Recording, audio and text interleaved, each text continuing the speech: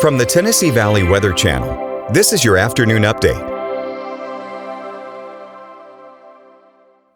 Hey folks, good afternoon. As promised, I'm back here with you in the Weather Center, and we'll be fully staffed through this afternoon, evening, and overnight to keep you updated with these thunderstorm chances, severe weather possible through tonight. So first things first, let's start out, see what we have in store for the next couple of hours. And really over the last, I'd say few hours or so, we've been seeing these storms. Taking a look at our local radar here in Lawrenceburg, you can actually see some of these showers here as of midday moving through, a couple of rumbles of thunder in there, and even a few isolated heavy downpours. Most of this is concentrated in southern middle Tennessee, northwest Alabama. You saw some of that too, but it's not really a huge issue down there as of early midday here. Early afternoon, I think it's going to become less of an issue, right? I really think it's going to lift off to our north. I'll discuss that more in just a second. Taking a look at the Lawrenceburg camera here as of midday, roads are wet. We've already seen that rain. Temperatures in the 50s, dew points also in the 50s. That wind out of the southwest will continue to raise these temperatures in a pretty big way over the next several hours. We're going to see those temperatures getting back to the 60s, just like it already is in northwestern Alabama. Dew points following suit pretty firmly too, and of course those winds really whipping out of the south there, up to 20-25 miles an hour. Now this camera is a little bit elevated, but this is actually a pretty good sample of things, all things being equal, considering what we have in store for today. So that warm moist air out of the Gulf surging into the Tennessee Valley, setting the stage for those severe weather chances. We got this widespread level 2 and 3 out of 5 risk here across the area. We've kind of split the water, so to speak, west of Wayne County, portions of western Lauderdale and the Shoals, Colbert County, pretty much all of Franklin County and the Corridor X region down south of us, as well as out towards Hardin County, really out west of us in northeast Mississippi as well, and then out towards Lawrence County, Giles County, the eastern portion of the Shoals, Limestone County, the 65 corridor. You're in this level 2 out of 5 risk, but I don't want you to think, all right, it hits Shoals at exactly X time, so it'll become a level 2 risk immediately. Not so. Let's just consider this as a fact that we're all going to have some severe weather threat tonight. And let's walk through the timeline, because it's kind of an interesting situation here in the sense that there are 2 threats to start off with as we head through this afternoon and really into this evening and tonight. So over the next several hours, like I said, I think most of those showers we've seen this morning and a couple heavy downpours, they're starting to lift off to the north. So we have a little bit of a lull in this respect. Those winds continue to rip out of the south, though. That's why we have that wind advisory, setting the stage for those storm development as we head through this evening and into tonight. Now, as we head through that sunset time frame, 5, 6, 7 o'clock, there's 2 things to talk about. First of all, out there towards Memphis, we see that big line starting to form, and that's going to push east here over the next 12 hours or so.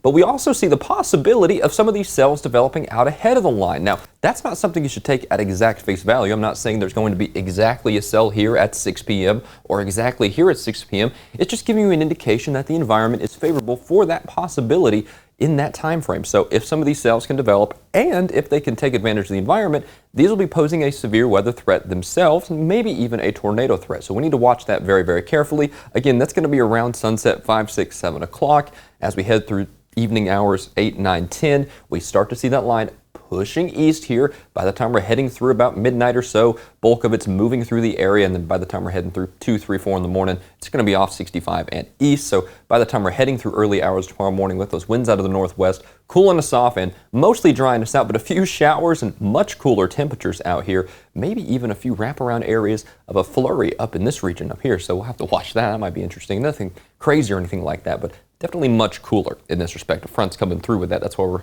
falling right back down to wintry precipitation, possibly by Wednesday behind it. But in the meantime, we have to get through this system first. So what do we got? A few tornadoes? Yeah, they are possible, especially if we can get some of those cells out ahead of the line developing. Those could pose a tornado threat, but even within the line, there are good dynamics. We can see some of those tornadoes spin up within the line. So we have that kind of bifurcated threat in this respect that you want to take seriously. Now, it's not going to be some major outbreak of dozens and dozens of tornadoes everywhere, but it doesn't need to be that to be serious, right? We need to take this seriously. Keep your phone alerts on, have a weather radio. I'll discuss that more in a second, and that might just save your life, right? Those things can wake a dead man from their grave. High winds looks like to be the main threat here. Damaging winds 50, 60, 70 miles an hour. And notice we started the damaging wind threshold at 50 because you don't need 70 miles an hour to be damaging in conditions like this. And by conditions like this, I mean the fact that the ground is already very saturated, so wouldn't take much to knock one of those trees over on the power lines, cause some power outages.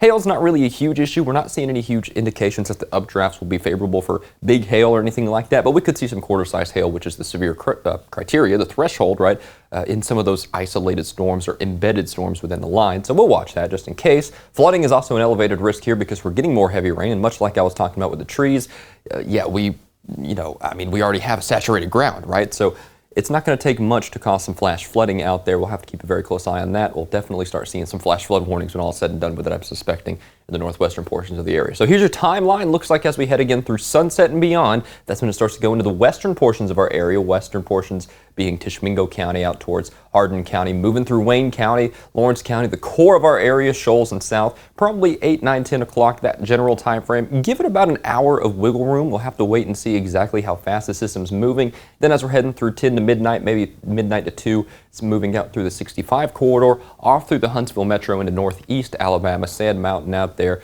the foothill of the Appalachians. So definitely going to be a nocturnal event. That is an overnight event, right? And that's why you're going to want to have a good way to keep informed if any warnings are issued. Of course, we've got the Tennessee Valley Weather app free all the time, and you can scan this QR code here on the screen to download it. It's on the Google Play Store, iOS, Android, anything, always free all the time. And of course, we'll be here with me, Fred, Taylor, Sam, Ben's on standby, fully staffed. If any warnings are issued, tune in there. It'll notify you. We'll push it out to you, and you'll see it instantly and live just like that. Also, NOAA weather radios, like I mentioned earlier, those things can wake a dead man from his grave. Those are very, very loud, and with these night things, you kind of want that, right? If you're going to bed at 10:30, 11 o'clock, and that's when the storms are moving through, you're going to need a reliable way and a loud way to get warnings, and those are fantastic. I have one myself. I tell you what, those things startle you, and that's exactly what you need when a warning is issued. So a couple of resources there. Those are good. Let's see what we got in store here afterwards as the system pushes out here. 60s and maybe even near 70 today. Yeah, no more of that in the extended term. Look at those wintry type temperatures coming back in the extended term. 30s, teens even for lows. Yeah, I could easily see that happening here. I remember earlier when I mentioned we might have some wintry type precipitation Wednesday. I ain't joking with you there. We have to keep a very close eye on that. Mother Nature's kind of bipolar in this respect as we head over the next several days. Severe today and tonight, really. Wednesday wintry. Yeah. If you don't like the weather in the Tennessee Valley, just wait 5 minutes and it'll change. That much is for sure. But nevertheless, stay with the Tennessee Valley weather team with this severe weather event through tonight. We'll let you know how things go. If any warnings or watches are issued, we'll be live with you, taking a look at everything, walking you through it, and I think we'll get through it just fine.